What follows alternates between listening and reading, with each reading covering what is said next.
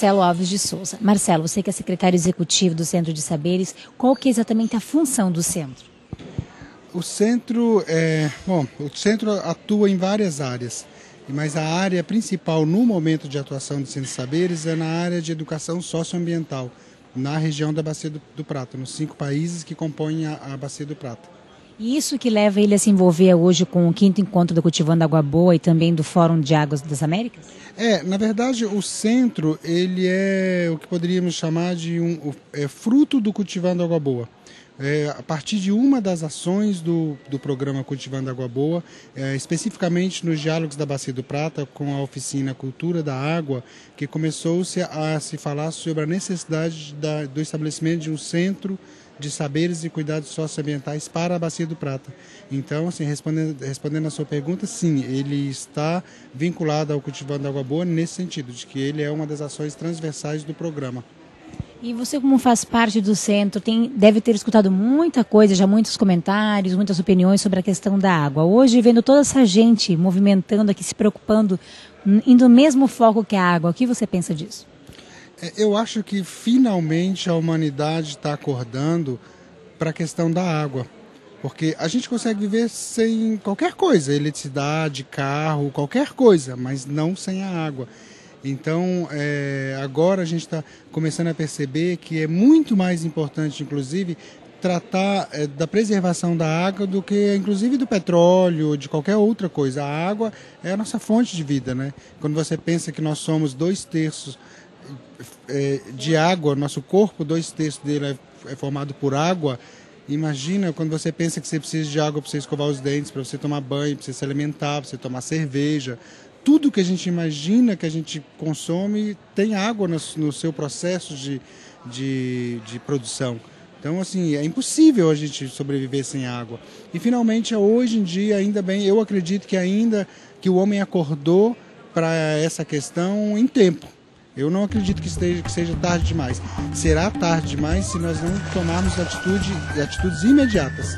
Mas eu acho que o homem, com a inteligência que tem, percebeu e acho que consegue mudar com uma certa rapidez esse nosso comportamento, a nossa atitude, porque se nós não mudarmos o nosso comportamento, nós vamos correr sérios riscos. Talvez nós não, mas certamente nossos filhos sim.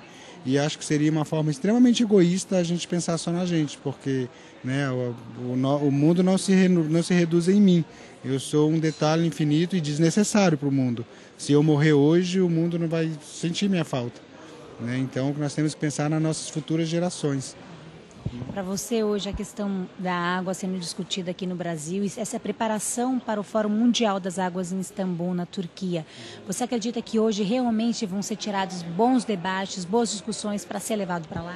Sim, acredito, e acredito inclusive que o Brasil exerce um papel primordial nessa discussão internacional sobre a questão da água. Principalmente porque as maiores reservas de água doce do mundo estão aqui. Somente a água produzida na Amazônia é responsável por 26% de toda a água jogada nos oceanos. Então, imagina se a floresta amazônica acabar. Quase 1/3 da água doce que o planeta joga nos mares vem da Amazônia, 26%. E o Brasil tem os maiores aquíferos, as maiores bacias hidrográficas. Então, nós temos uma riqueza, assim, realmente é o ouro branco, né? O Brasil e nós temos que tomar muito cuidado com isso, porque não adianta a Amazônia ter a maior reserva de água doce e quando a gente percebe que a própria população da Amazônia não tem acesso à água tratada. Isso é um paradoxo absurdo, né? E aqui no Brasil também uma outra questão é que nós temos uma grande quantidade de água, mas nós temos muita gente que está passando sede no Brasil. Muitas comunidades que estão com vermes, com doenças em função de saneamento e de uso de água que não é tratada. E é inadmissível um país como o Brasil, com tanta água, tanto recurso natural, e a gente vê cidadãos, nossos irmãos, morrendo com problemas em função da água. Então eu acho que é um paradoxo. Esse problema de água hoje, a seu ver, é essa questão de unir todo mundo para solucionar ou é só os lá de cima que pode fazer isso? Como que é? Eu acho que é um esforço em conjunto. Não adianta também só falar com liderança política. Se a gente não levar a educação socioambiental à dona de casa, ao mecânico, ao pedreiro, a todas as pessoas. É uma educação que vai do mais simples ao mais alto escalão. É o mais simples porque é uma mudança de comportamento. Então a gente tem que mudar o comportamento das nossas crianças, dos nossos jovens, dos nossos adultos. E temos também que mudar o comportamento das nossas lideranças, né? Então, assim, é uma coisa que envolve todo mundo. Não é só político, não é só dona de casa.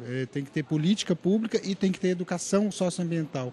Se não for esse casamento dos dois, não funciona. Ou seja, o manejo da água, como ela está sendo usada, também conta muito. O manejo da água, principalmente o manejo na indústria, na irrigação, na agricultura.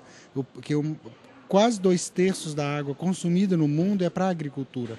E a nossa agricultura é muito irresponsável, porque se gasta um horror de água para irrigar uma plantação e às vezes não precisa de gastar tanta água, né? Então nós temos que tomar muito cuidado, porque não adianta a humanidade inteira economizar água e a gente continuar desperdiçando tanta água na nossa agricultura. E uma outra coisa também, que do meu ponto de vista, que é muito importante, é que a gente tem que aprender a quantificar a quantidade de água usada na produção de um determinado bem. Para a gente, inclusive, avaliar se vale a pena produzir esse bem. Quando você imagina que, por exemplo, para produzir um frango se gasta 3.000 a 5.000 litros de água para todo o processo de vida de um único frango, aí a gente exporta esse frango e acha que é um grande trunfo o Brasil ser o maior exportador de frango. Mas quanto recurso a gente está gastando, do nosso recurso, para produzir esse frango? Assim como para qualquer outra produção. Eu acho que é aí que entra o viés da economia ecológica e da ecologia política. A gente tem que aprender a quantificar quanto de recurso natural a gente está usando para produzir um bem. Para a gente saber se aquele bem vale a pena ser produzido e vale a pena ser comercializado naquele valor. Porque a gente não considera o recurso natural gasto para a produção de um bem. Quando você vê toda a cadeia produtiva de uma indústria, não está contido ali o recurso natural. E isso é um erro, porque às vezes não vale a pena. Será que vale a pena ser o campeão da soja no mundo e desmatar milhões de hectares para plantar soja e causar um desastre ambiental? Será que vale a pena esse dinheiro que a gente vai ganhar com a soja? Eu não sei, eu acho que vale a pena refletir sobre isso, porque senão a gente está plantando hoje uma semente muito ruim, que pode nos trazer um problema muito sério, muito em breve. Basta ver o estado do Rio Grande do Sul, a quantidade de terra desertificada em função da quantidade de agrotóxicos que se usou paulatinamente no estado do Rio Grande do Sul. Usou tanto agrotóxico para as plantações que hoje em dia uma grande parte do estado está desertificada, não se produz mais nada. Então será que vale a pena exaurir nossos recursos naturais? Assim? Um exemplo está o estado de Santa Catarina agora, que você assistiu, que aí inundou os rios, a erosão provocou, aí está um monte de gente sem casa. Então a água ela faz o nosso bem, mas também a natureza se cobra quando quer, né?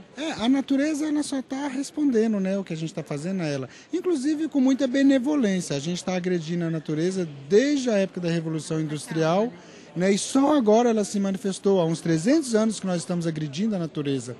E só agora ela está dando sinais de tão generosa que ele é. E é o momento da gente perceber esses sinais agora e para a gente tentar reverter esse processo. Senão a natureza vai sim responder à nossa altura. E eu acho que a gente não está pronto para essa resposta da natureza.